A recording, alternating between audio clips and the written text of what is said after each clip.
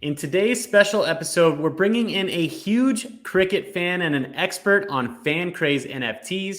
Brett is joining us all the way from Australia, and we're going to go over the basics for the beginners all the way to specific strategy on their new flash challenges. Everything is timestamped, so feel free to skip ahead. I've also left Brett's information in the description of the video, so make sure that you check out his blog. And of course, hit that like button and subscribe to the channel for all of the best information on sports NFT projects out there. I hope you enjoy. Feel free to leave a comment and let me know what you think. Let's go.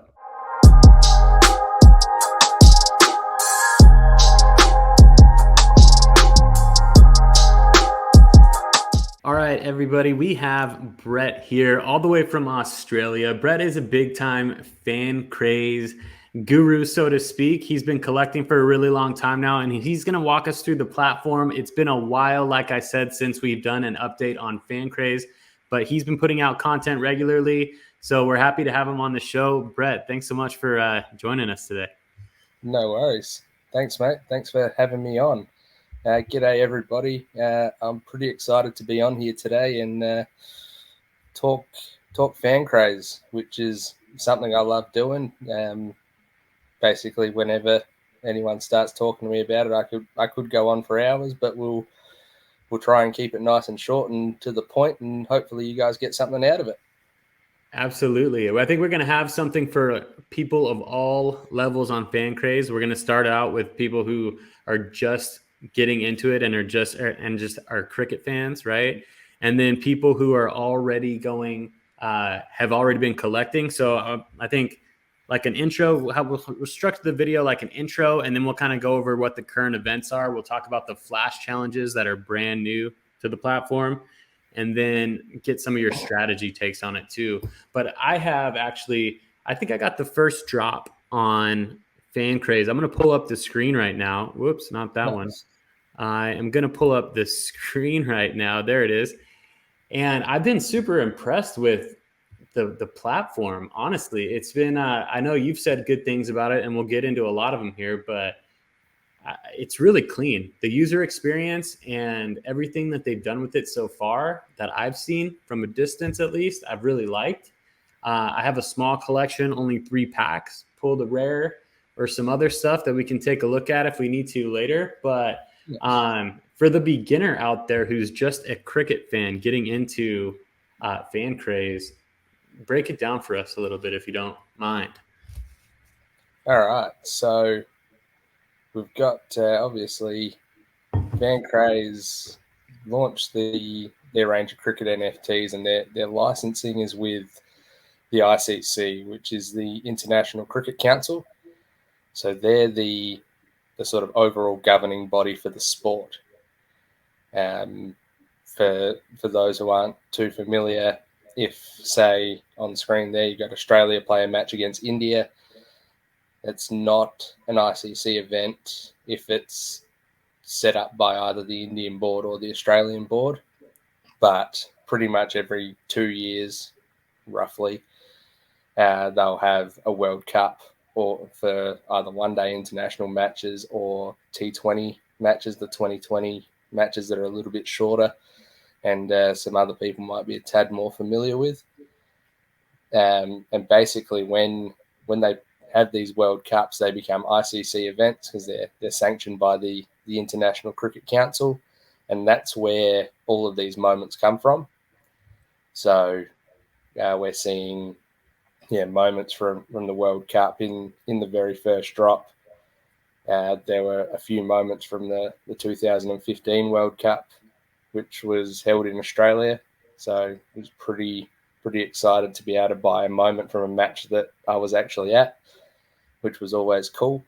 But we've got stuff right the way through from 1992 all the way up to 2020 or 2021 even. Nice. Let me ask you this real quick. Though the breakdown that you just gave me, does the casual cricket fan, or, like what level of cricket fan do you need to be, casual versus like a diehard cricket fan, to know that not all of the matches are ICC related? Like, does the casual fan know that there can be? It sounds like there can be an event between countries that's not an ICC event. Did I misunderstand that? Yeah, no, that's right. So Okay. an ICC event, uh, even a fairly casual cricket fan would probably understand that. It would be more people who aren't too familiar with the sport and are collecting more from an NFT background rather than the sport background. But yeah, so each country has their own cricket board, so they'll set up matches with other countries. The ICC kind of look over it because they want everyone to play each other roughly an even amount of times over a 4 or 5 year period. But they'll leave it up to the two boards to figure out most of their own schedule. And So, like then in football, like a friendly match versus like a, you know, qualifier for FIFA, right? If that makes um, sense. it'd probably be more like a qualifier versus the actual World Cup itself, Okay. Okay. because the matches that played between the two countries. Sorry, that was an alarm. No worries. The matches that are played between countries, that they all count towards the world ranking points and all those kind of things. Okay. Cool. But it's for the licensing purposes. We're really only getting moments from either the One Day International World Cup, which is 50 overs a side, the T20 World Cup, which is 20 overs a side, or then we haven't had any yet, but we will eventually get the Champions Trophy, which is a 50 over a side tournament as well. Nice. So help me drive the screen right here because I want to show everybody what they got going on the website. But as we kind of scroll, I'll be asking you a couple of questions too. Have you noticed that a lot of the people collecting right now are people coming from the NFT space that don't know a ton about cricket? Or do you think that there's a lot of diehard cricket fans as well? Or is it only the crossover? Those cricket fans who also know NFTs? What's the market like in terms of size? And then where's the audience? Well, I think and it's probably a little bit of a cliche answer, but we're actually getting a little bit of everything. Okay.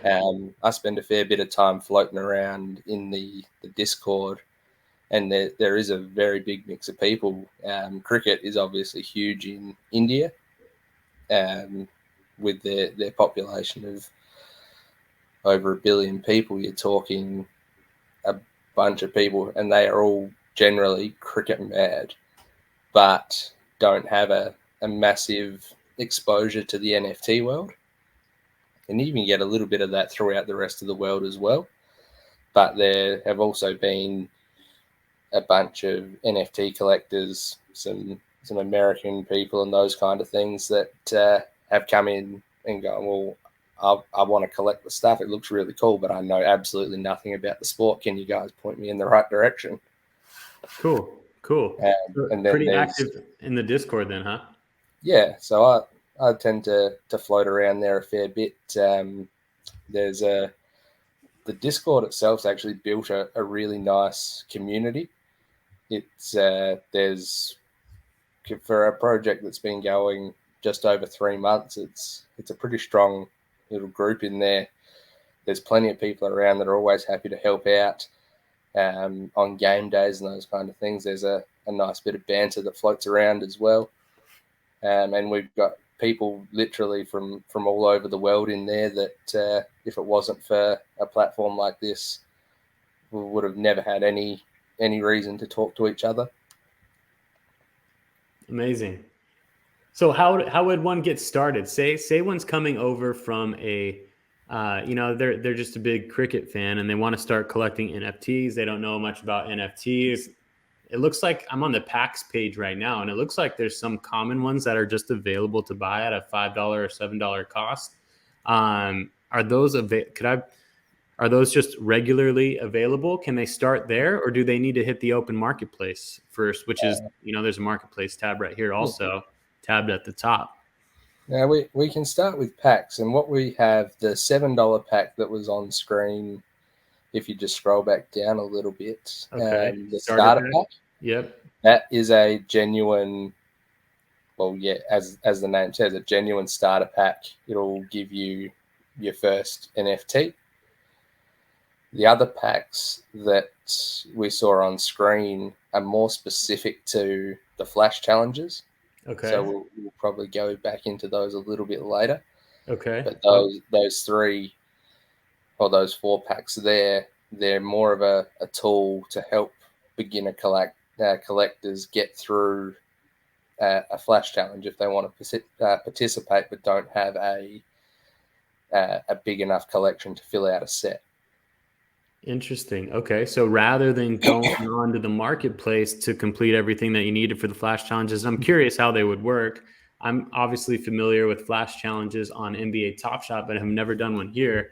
It looks like some packs can come into place for this. Yeah. So yeah, the starter pack is the first place. Do you know how many moments or NFTs are in the collection? That would just be one, and it's I believe a 10% chance of pulling a rare. Okay. 1 in 10 chance of pulling a rare, 1 NFT. And then the flash packs come with, you can either do a 1 pack or a pack of 7. Looks like the value is all on that $10 pack, instead of you double up, you get 6 extras, right? Yeah. So the ones that say pack of the day, you need to purchase at least one of those to participate in the flash. Okay. And they will potentially have some slightly different scoring metrics. Okay. Then we have this flash pack, which will have some moments, and they'll be the same people that have common moments or potentially a rare moment, and they're a slightly different tier. They're kind of held just below a common level. They're not tradable on the market. They're purely used to help you fill sets in a flash challenge. Got it. Okay, maybe we're getting a little bit ahead of ourselves, and we can come back to that. Yeah. So if you're not looking to go into flash challenges and you're just a collector, a cricket fan, you can get your starter pack to start out and then maybe hit the marketplace. Just let's take a look in general what some of these things cost. What are some of the big time players that I could search up? And we can see what the pricing is on these. Maybe there's a couple of different ranges that we can look at. Some of the less costly ones and some of the more costly ones, just to kind of get a wide variety. If we start at the top end, if you click on the legendary tab, just sort of bottom right of your screen there. Okay, bottom right. You search by rarity. Oh no, go up a little. Sorry. Okay. From where you were. Legendary. So, okay. So we've only had 2 of these, and these are minted to 25 each. Wow. Okay. So Sachin Tendulkar, arguably the greatest cricket player of all time, if not definitely top 2. Okay. And Brian Lara, who would not be far behind, definitely in the top 5 cricketers of all time.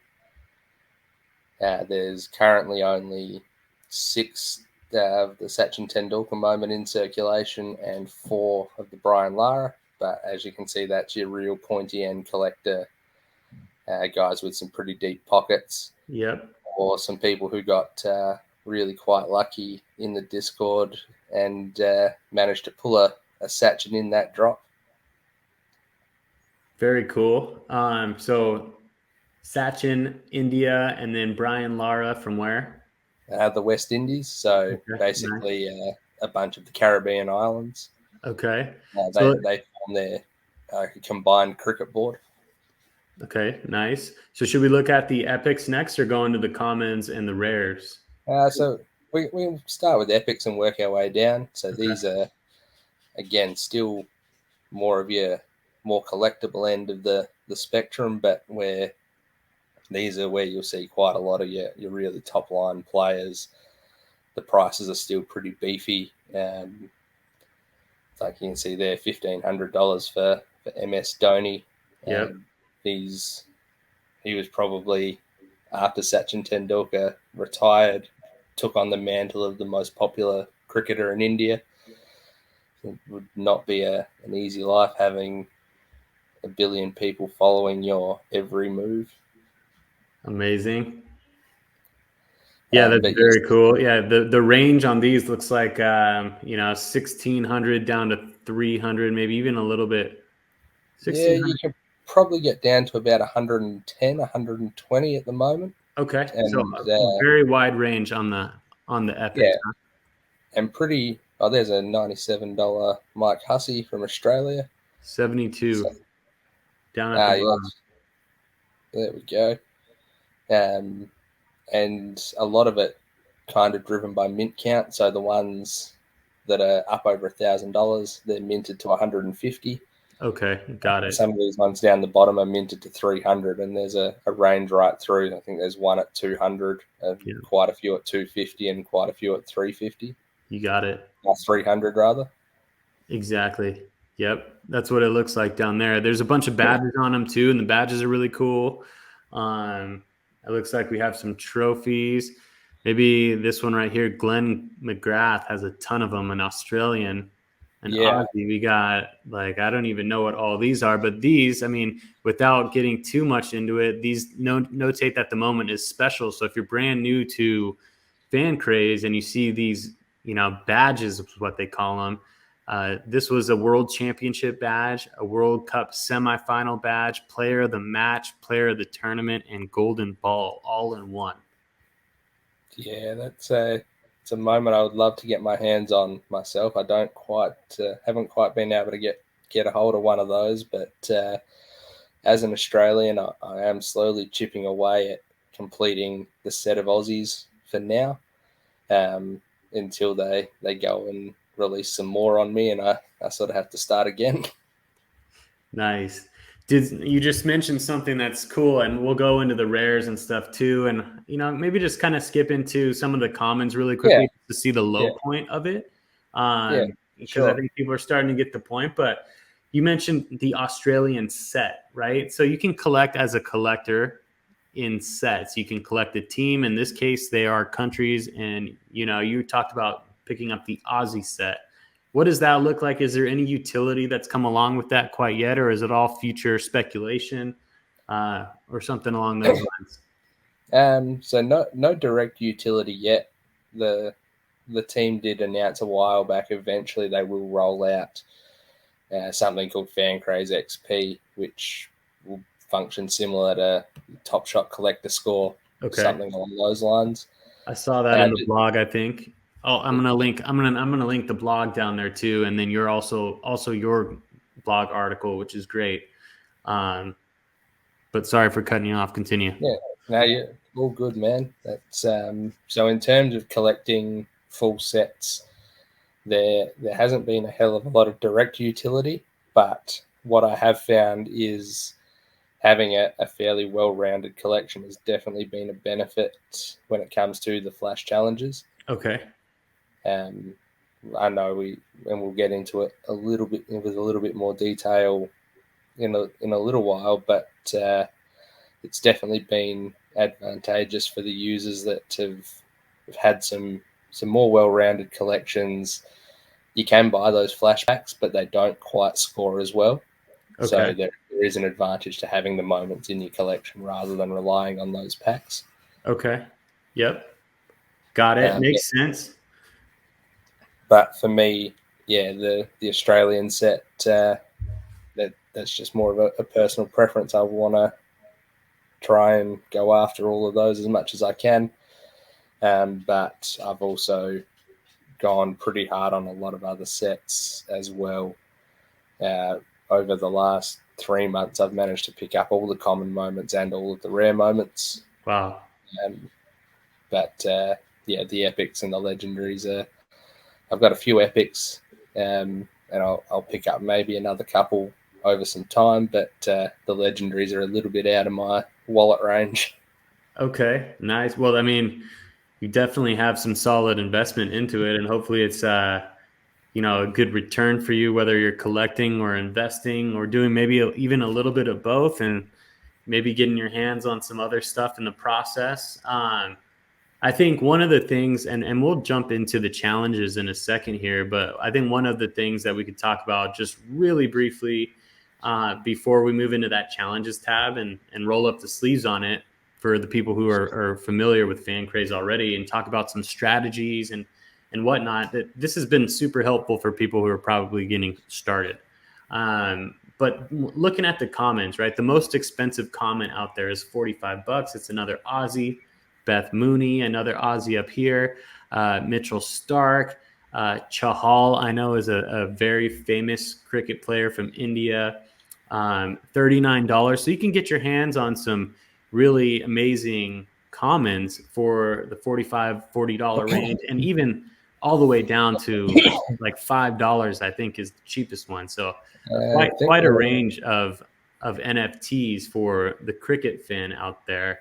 But I wanted to mention that for those who are brand new, the commons are just the supply, right? You can see right here, 1,500 of these Beth Mooney, 1,750 of the Chahal, 2,000 of the Stark. When you're comparing that to the epics that we were looking at 150 of the version, or 350 maximum of that version, if I'm not mistaken, and maybe it's 300, but you get what I'm saying. About 10x on the number of supply that makes it a common as opposed to an epic.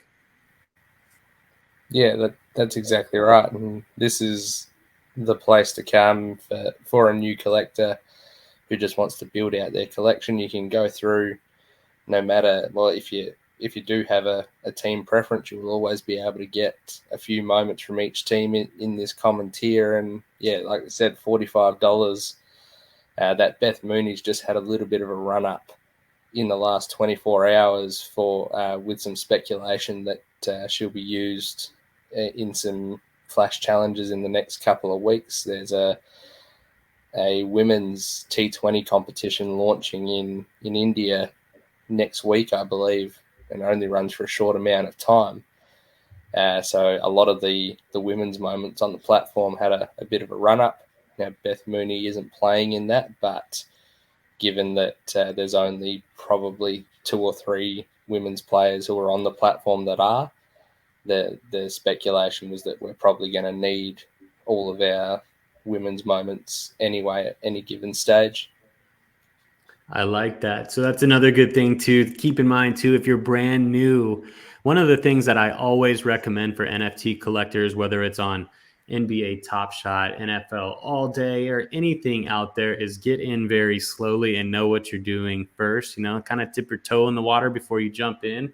If you were a collector just coming onto the platform and you saw, maybe you are a really big Beth Mooney fan, but you don't plan on completing any of the flash challenges or anything like that, know that this price is maybe a little bit inflated, and that after those challenges, then it'll come down to a more reasonable price, and maybe you can pick one up for a much lower price point with some patience. So know that as a new collector, it seems like it's just something to know in the NFT space, and something that a lot of new people get burned on initially and just kind of take it as a hard learning lesson.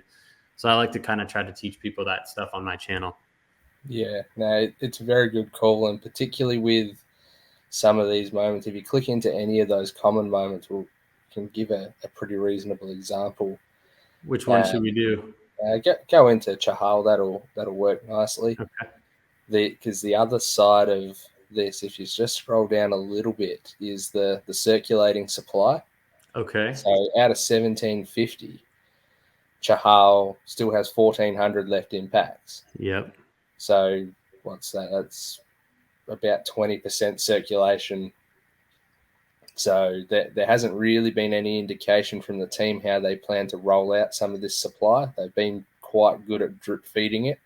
Okay. To avoid tanking marketplace prices, and I believe the plan is to release some of this supply sort of in line with growth on the platform, and as some more people come, release a bit more of the supply rather than trying to flood the market. But it is always pays to be mindful that quite a lot of these moments are at sort of maximum 50% circulating.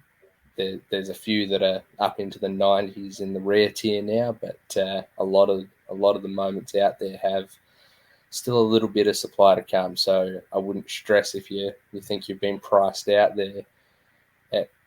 It's probably inevitable that a little bit later in the life of the platform, you might get a chance of picking one up at a slightly cheaper price point.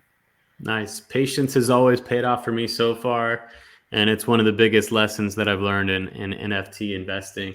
Should we take a look at one of them and before we move Sure. on, and then we'll just watch it and then we can go into the challenge. I know if you want to see more of what these actual NFTs look like, I did a whole video where I opened up 3 packs. So that video, I'll put a link to that and kind of like the end screen here. I'll also put it down in the description of the video for those people who are interested in looking at that. But we'll look at Chahal's right here and see what these actual clips look like. As you can see, it has the date, it has the mint number, just like any collectible or card, a nice description, some statistics also. So these are really cool. Do they have sound, right? Yeah. Okay, they have sound, which is amazing. I really like that.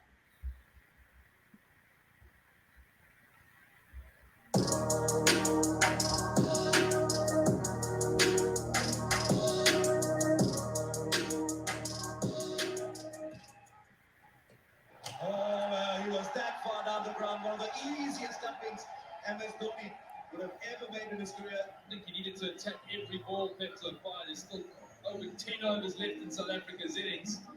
Once he made the decision to go, there was no other option in his mind. That's cost him. Dhoni lost his hand.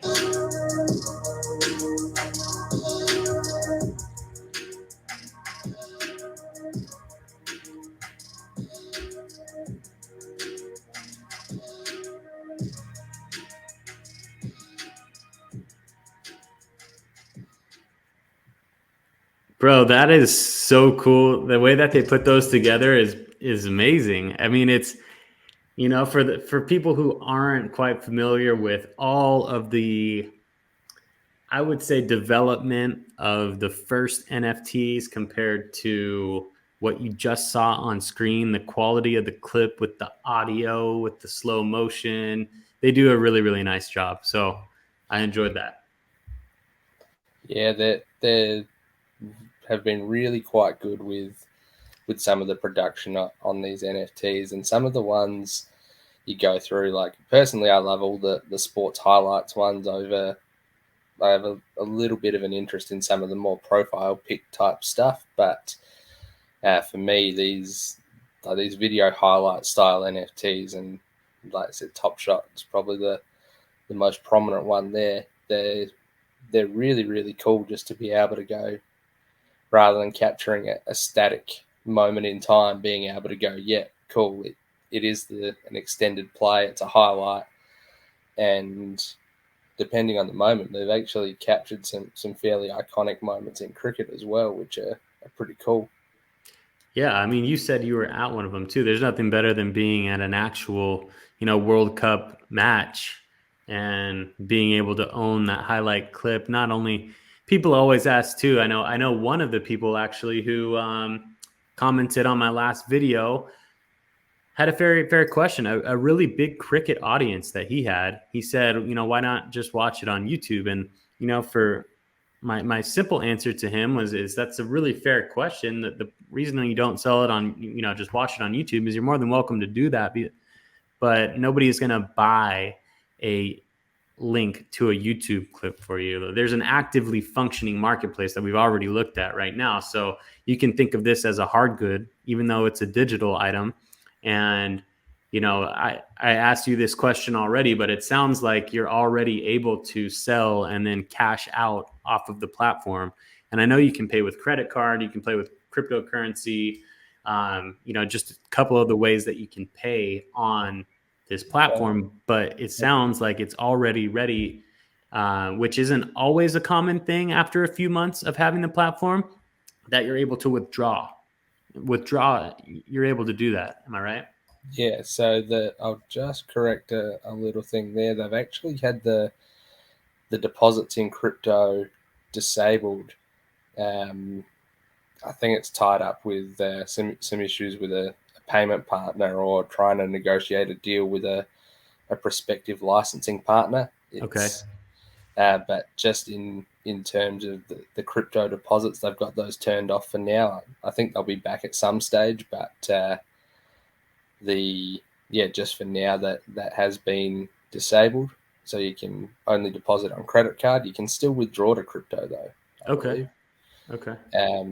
Yeah, while it's the platform's still getting itself established, it is a 16-day wait time to withdraw. But yeah, if you were to come on, pull a pack, get something really nice, and you're like, actually, I want to sell and cash out, you can definitely do that, which is, like you said, really nice for a project so young. The marketplace works really, really well. And we got that within probably 2 or 3 weeks of the first drop. The marketplace started up. And now, yeah, sort of 3 months later, we've got the Flash Challenge, which is the first utility of the ones that they've said will be on the cards for the future. Very well done. The team Let's take a look at fast. the Flash. I want to hear more about that. We're kind of segmenting our way into the more intermediate part of the video at this point, right? So we have a Flash challenge right here, and now you can just kind of start talking as if you're talking to somebody, one of your peers in the Discord, right? Like, break it down from that sense now, and all the beginners will be able to catch up, and ask questions, because I'm going to leave, again, your contact information and your blog that you write on Medium with all this great information. And I think a couple other big time cricket fans putting out content on it as well. But feel free to fire away now from a strategy standpoint, from as a standpoint of somebody who already knows what's going on with FanCraze. Yeah, so we've got the FanCraze Flash. This game that's been launched here as between Mumbai and Hyderabad over in the Indian Premier League. Okay. And probably the beauty of this is that they've been able to get involved in it without necessarily needing the licensing to be bang on, because it's just essentially fantasy cricket based on your own collection. They can tie it to real life scores without actually having to have the official license with the IPO, which is sort of mega money. So is it predictive? You're setting the lineup. If I hit view game, you're setting your moments before the actual results of the contest? Yeah, correct. So it compared to a Top Shot Flash Challenge, which is based on the results of the game, this is more of a predictive setup. So if you look at some of the previous ones, okay, I think we've had. Oh, these have been going on for a little while now, huh? So basically a week, I think. Okay, cool. We got one double header over the weekend on Sunday, my time. We had one game start at sort of about 7 o'clock or 8 o'clock, and then the next game started about 11 o'clock at night. So we got 2 Flash challenges that day. But yeah, apart from that, we've had one a day, maybe, pretty much a week since the launch of the Flash. And how long into the future will they continue at that one a day rate? So I would expect for at least the next week and a half, sort of 10 to 12 days, we'll get at least one a day until the end of the IPL, which is the Indian Premier League. Nice. Then they might start to space out a little bit, but I think on any given day where we have a one-day match or a T20 match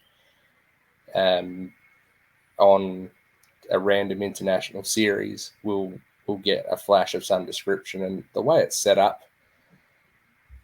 even with some of the retired players who don't play in these matches, that they still get their share of utility. They've always allocated a slot to essentially a non-playing player, and found a way to have them score and have the utility not just limited to the current players on the platform. Cool.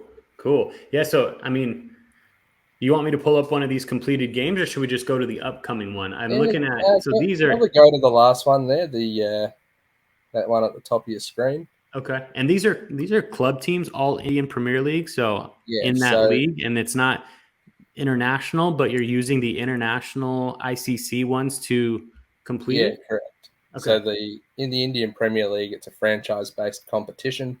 Okay. It's essentially an extension of the Indian domestic competition, but it does attract a really, really big international following in terms of that they have an auction every year, and each team's allowed to play 4 players from other countries.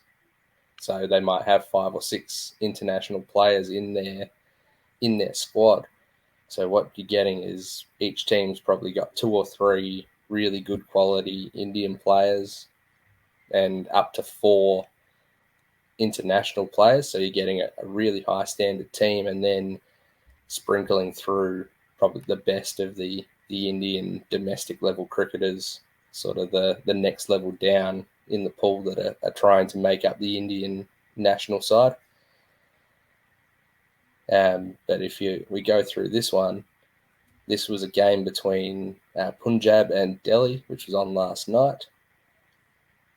So we've got, if you stop there, what we needed to complete the challenge: 2 batsmen or 2 batters across either side, 2 bowlers, 1 all-rounder, which is someone who is equally skilled at batting and bowling, and then one of those packs of the day that we saw before. We had the 3 options there. You have to purchase at least one of those packs of the day. Every challenge we've had has had that requirement to say you have to have a pack of the day. So it's basically a $5 entry fee into the day's challenge. Okay. And you can see on the right there, so the prize breakdown. Last night's challenge was actually the biggest participant pool we've ever had. Well, out of the 7 so far, it was well up over 300 users. Nice. And we've been sitting in the mid to low 200s for all of the others. So this one was a really nice step to then go up and go, okay, we had, I think it was 375 users off the top of my head. And there's the prize breakdown. So 1 and 2 took home over $400 of FanCraze wallet balance, like essentially just pure functional cash. So they could use that to go and buy some more moments on the marketplace if they like. If they really wanted to, I believe they could also withdraw that if they didn't touch it. Okay, so it's not credits; it's straight up cash. You can use it. Yeah. So the top tier of the prices have cash. I believe over time it will just become non-withdrawable balance. Then there's FanCraze rewards balance, which is more specifically FanCraze credit that can be used in the marketplace, or it can be used to buy packs. And then the bonus reward you can see down the bottom there in brackets, that can only be used to buy, say, things like those flash packs if you need them for another challenge. They've got just a little bit more restriction on them. But it's about 60%, 60 to 70% of the total entry pool end up winning a prize of some description. Very cool. So tell me about a little bit. So the batters, right? You need to pick 2 of them that are playing in that specific game between these 2 teams. And to get to first place, obviously it's based on the performance in the match, what their statistics are. Do you have the blog up that has the details about the flash? Because it's probably, right here. This is the one. So there's 2 parts to the scoring. There's the static scoring, which is based on the NFT itself. So we've got you go through your tiers, so you get different points for a flash NFT out of the flash packs versus a common, a rare, or an epic. I think if you keep going down, we will get to that. Yeah, here we go. So you get your NFT level. Okay. So if the player is playing in the match, you get for a level 1, which is your top level guys.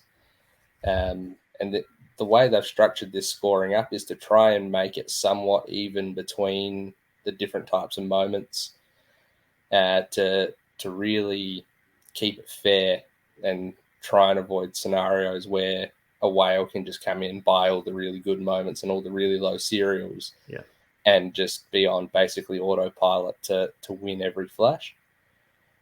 So they try to balance it out between some of these levels and the rarities and those kind of things, just to make it a little bit more fair for everybody. And they recently just tweaked the scoring a bit to help that, because they had sort of seen over the first few days there was a definite advantage to the guys with some bigger accounts. Yep. Okay. So they've just tried to level up that playing field a little bit more, which is nice. It keeps everyone in the game. There were some guys who had their sets made up mainly of these Flash NFTs out of the Flash packs that performed quite well yesterday and ended up in the top sort of 20 or 30 on the leaderboard. So we get NFT level works. We get one thing I've been pretty impressed with. It's the first time I've really seen a project be able to give utility to serial, which is quite cool. You do get better points for a lower serial moment. And then your rarities, which are, so you get your Flash, your Common, they both get 17 points as a base. Rare gets a little bit more. And then your Epics and Legendaries get 25 points. Okay. So you get cereals. Here's the cereal section right here. Top 25% of cereals, you get an additional 20 points. Then these interactive points, this is where it becomes a bit more predictive. Okay. So for you guys that are playing in the game, down the bottom there's a scoring appendix that works out points based off the game performance. Okay. But right here. And a little bit further down. Okay. Keep going. Yeah, here. So this is there we go. Batting. Yeah. So if your batsmen or your batters that you're going to pick in potentially this set, you had to pick 2. They'll score points relative to how they bat in the game. So if they score 30 to 49 runs, they get 25 points. If in those 29 for 49 runs, they've scored 4 to 9 4s or 6s, like boundaries, they get an additional 15. That would give them 40 points. And then strike rate, which is basically runs per 100 balls. If that's over 130, they get a 1.25 multiplier. If that's less than 70, they get 0.75. So they get a little bit of a reduction if they bat too slowly, because T20 cricket is generally more about high scoring and a bit more high entertainment, high octane kind of matches. 20 overs, you're probably looking at needing to score anywhere from 160 to 200 runs to be at a competitive total. Okay.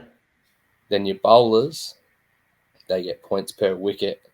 Their economy rate, which is runs per over, gives them their multiplier. So obviously they want to score less. We'll have less runs come off their bowling.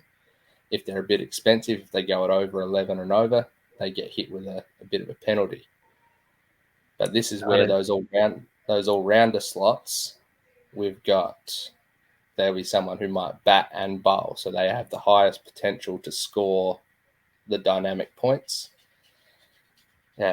Because they're, for instance, in this game last night, Mitch Marsh, who plays for Australia, he bats 3 for Delhi. He also bowls, so he had a really good opportunity, knowing that he was going to get a chance to A, take wickets, and B, make runs. Nice. Do you so I guess, right? I mean, it's competitive. You're all competing for the top prize, right? You had mentioned that there's a person that puts out some stats from a cricket stat standpoint. Is that you in your blog, or is the other person that you linked in there? Is anybody doing daily predictions on this stuff, either on Twitter or on another blog, strategy wise, or what are the strategies? I mean, you just had a really good one right there. Somebody who bats and bowls is going to be a better, point scorer, right? Yeah. So the strategy does kind of change a little bit depending on what slots we get allocated by the team. So if you hop back over to the team like the challenge page. Yep. Last night we needed 2 batters, 2 bowlers, 1 all-rounder, Okay. and 1 of the pack of the day. Okay. Yep. So to go through, if you want to talk, there's some of the strategies around. Basically, in essence, what you want to look for are the players that you think are going to perform best in any given match. Now, the way the points work, you do get an extra 5 points if your player's on the winning side.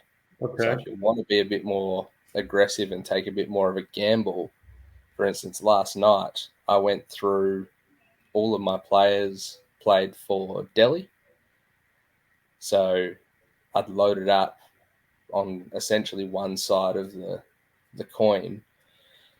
And if Delhi won, which they did, thankfully, I would get upwards of an extra 25 points. And now, where are we looking for? It should be towards the bottom of the blog. You'll see something about winning points. There we go. Winning team badges, 5 points. Yeah, Golden bat, golden ball. Yeah, so if you guys are playing, like for your players that are playing in the match itself, if their team wins, they get an extra 5 points. Okay. If the player was in the squad but wasn't part of the final team, they get 0 points. Or if their team lost, misspoke there. If they're in the squad, they still get their 5 points even if they didn't play. Okay. If the player was on the losing side, they get 0 points for that part. Okay.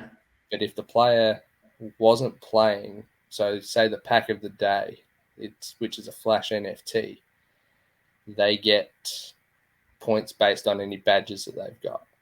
So rather than getting 5 points, they're not in the game, so they're not going to be on the winning side or the losing side. But if they have a golden ball badge, they get an extra 4 points. Okay. If they've got no badges, they get nothing. It's a little bit of a, like, we could probably spend a good hour just going through the scoring on here. It can be a little bit tricky to get your head around, but after a couple of goes at the Flash, it does start to make sense pretty quickly. But this blog is my best friend. Like, whenever I'm picking a side in that for a Flash challenge, I'll have this up on screen and I'll go through and I'll check off and make sure that I'm covering all my bases to maximize my chances of sort of putting the biggest score I can on the board.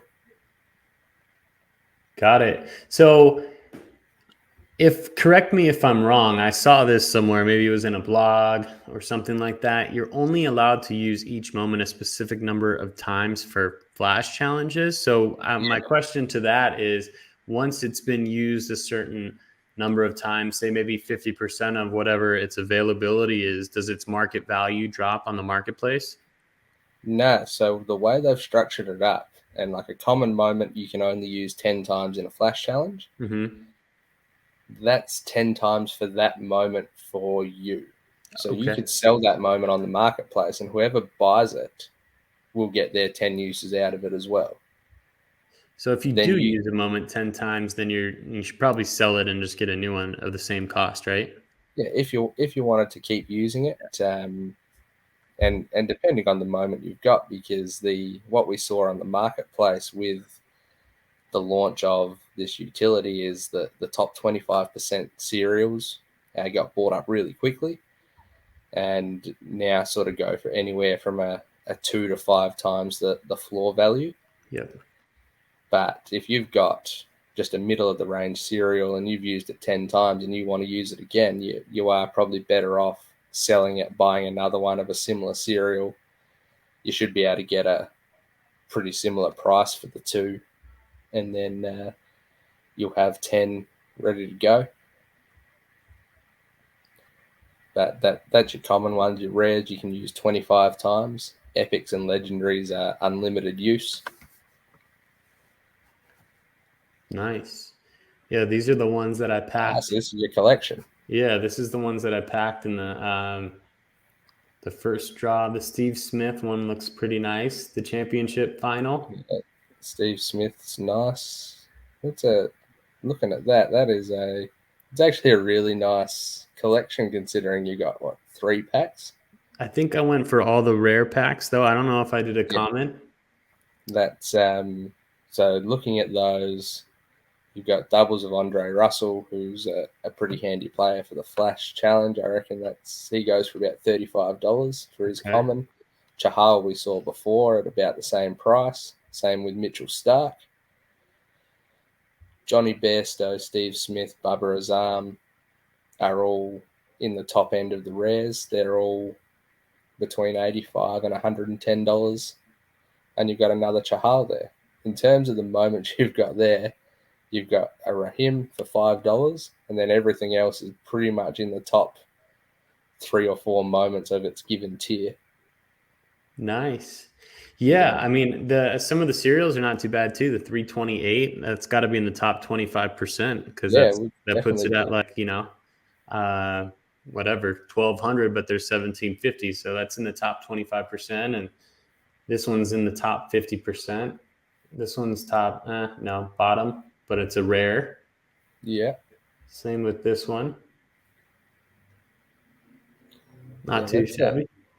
Well, considering you've basically just bought into those first packs, you've ended up with pretty much as good as you could get out of those, barring maybe pulling a Virat Kohli out of those booster packs, which is probably the top level rare. What do you think of the long term? I mean, I think I looked this up yesterday. It was about $100 or something like that. Out of 675, is there going to be a large demand for somebody like, this Johnny Bairstow and Steve Smith and all these? Like, where do you see the platform evolving to as we kind of wrap up the video here? What's next for FanCraze? I like how you mentioned earlier on. Maybe we just chat now face to face. I like how you said earlier on that, they're starting to release supply more and more as the platform grows in users, right? What's your vision of it as somebody who's been heavily involved for the first 3 months as to where it can go within the next year potentially, Yeah, well, I think particularly now that we've had the rollout of this Flash utility, and I think there's a little bit more stuff to come. Heading into a World Cup this year, there's the T20 World Cup is in Australia in October. There's some real scope for growth. Like I said, they're mainly dealing into a largely untapped market in India with sort of 1 billion people and trying to draw as many of them as possible into NFT collecting who might not be too familiar with it. But the potential is super high, and particularly now these Flash challenges have rolled out. There's even potential just now start drawing in some more just general NFT collectors who want to speculate and potentially invest and try and earn a bit of money, like without doing anything sort of too funky. I know with my collection, I've collected around about $600 in prize money in the last week, and that's finishing anywhere from 5th last night all the way down to about 50th a couple of nights ago. Wow. That's not too bad at all. I mean, it's a nice little return, a dividend on your collecting. Plus, the other side of it has been the market cap growth. There's been a few moments that have seen some nice pumps because they've performed well in the Flash challenges, and one of the metrics in it, you have the ability to swap one of your moments before the halfway point of the game. So if somebody's come in to the game in the first innings and they've sort of dominated and had a really good innings and they think they're going to score highly in the dynamic scoring, we've seen some run-ups on prices and seen some moments go from sort of $50 up to $100 or $25 up to 50 or 60 sort of live. You can almost just watch the sales tick over, so that people buying these moments so that they can swap them in to their set and try and score higher. So there's some really nice potential, particularly in the lead up to the World Cup. I think we're going to see a fair bit of advertising coming up to that on a global stage, which would be really cool. And I guess the other part is the team at FanCraze. We actually sponsor the West Indies Cricket Board. So if you look at any of the matches involving the West Indies now, they've got cryptos.com plastered across the front of their shirts. So the team have picked their marks fairly strategically in terms of trying to get maximum bang for their buck in growing the platform. But the way it's grown over the last 3.5 months since the first drop to now, it's on a very nice trajectory to grow fairly significantly before the end of the year, in my opinion. That is awesome. A lot of bullish signs, very exciting. Sounds like strategic in the way that they've grown and organically, and they haven't grown too fast, at least quite yet, which is always good, given that a lot of people who have come over from the NFT space have seen a lot of, very fast growth leading to a crash. Maybe a little bit more healthy this time, especially with something huge like the Cricket World Cup coming up. Was it the World Cup coming up later on this year? Yeah, in October? So it's the T20 or 2020 World Cup.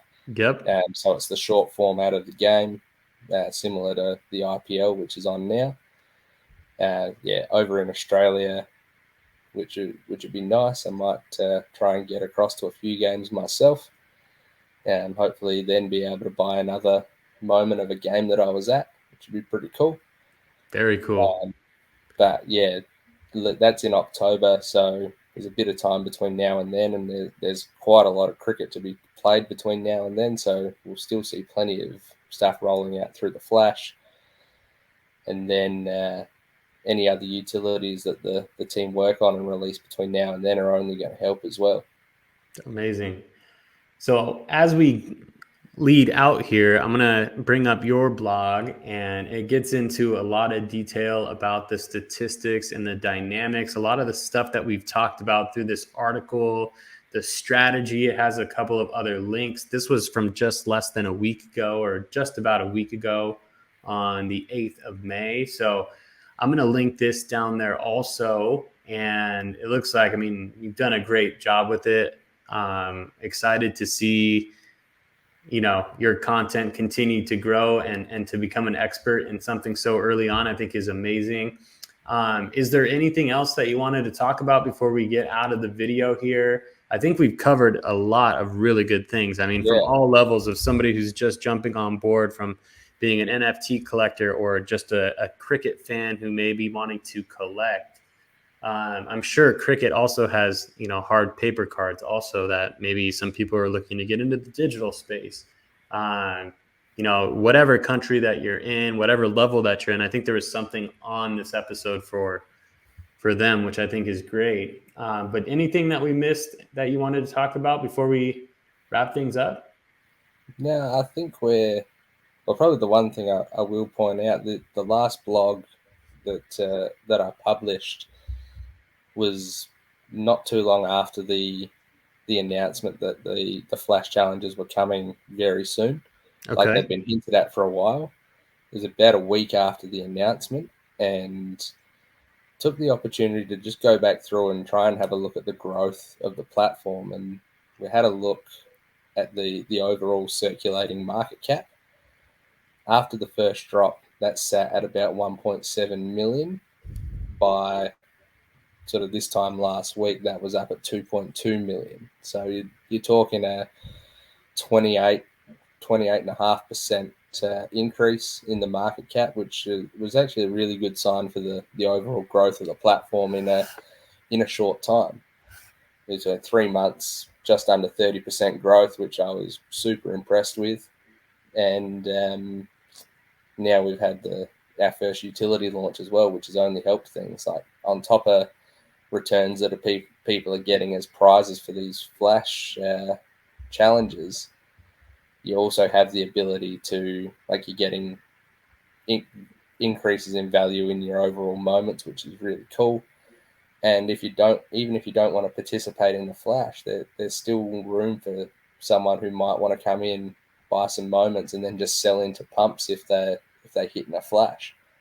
Like, you could turn and said there were a couple of moments that sort of doubled in value just based on their performance live. So if you were someone who wasn't participating in the flash but had that Sanju Samson moment or a Johnny Bairstow moment on the nights that they went off, you could have sold those into a nice little pump and pretty well doubled your profit, doubled the value of your investment, without actually having to go through the stress of trying to come up with a lineup in the flash. That's nice too. That's all strategy that we've seen in other collectibles, but I mean, I'm sure will develop as FanCraze develops also. So getting in there and knowing how it works, if you're interested in cricket and you're a diehard cricket fan, Brett, you're the place to be. That's absolutely sure. I have your Twitter pulled up right now. It's bdanto23210.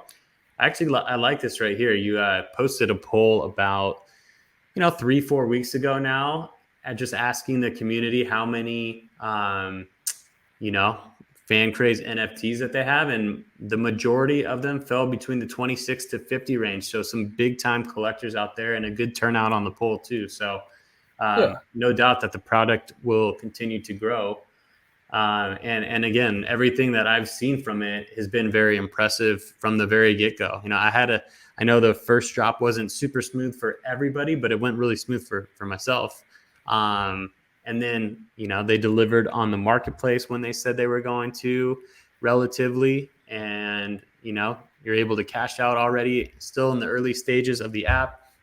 Not the app, but the platform.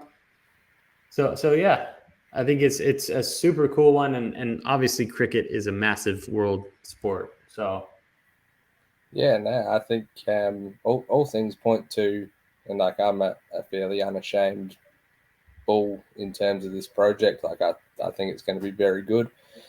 But even just looking at sort of some of the fundamentals and the way the team have executed things so far in the last 3 months, I think they're on a winner, and they can potentially build something pretty special.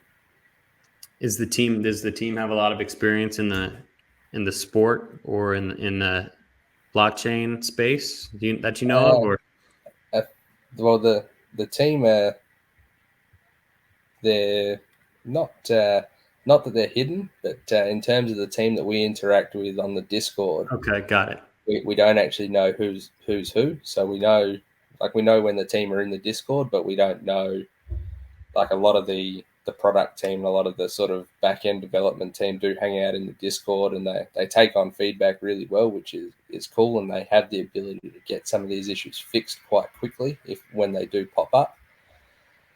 I know the CEO has an investment banking background, just from a bit of sort of idle snooping, which I think you see come out in a lot of the decisions that are made around supply and demand and pack pricing and those kind of things. They're compared to, say, something like perhaps NFL All Day, where you've had these $49 packs and the $250 packs, and some of the EVs on them has turned out to be a little bit on the not so good side. Most of the packs, I think we've only had one pack that's probably turned out as negative EV, and that's where we sort of pushed the boundary of bordering on too much supply.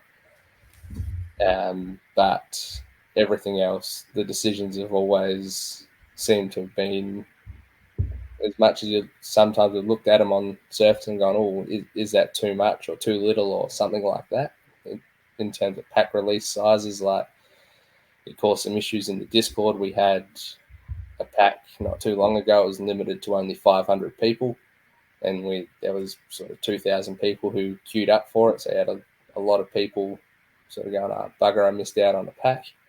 But it flowed into the EV values of the pack, and for I think it was $120 pack roughly, you still ended up with a value on average $160, $170. So it was a nice little return without being too crazy. It's not a guaranteed win every time, but it's also a better than even money chance that you're gonna turn a little profit in your collection, which is always nice.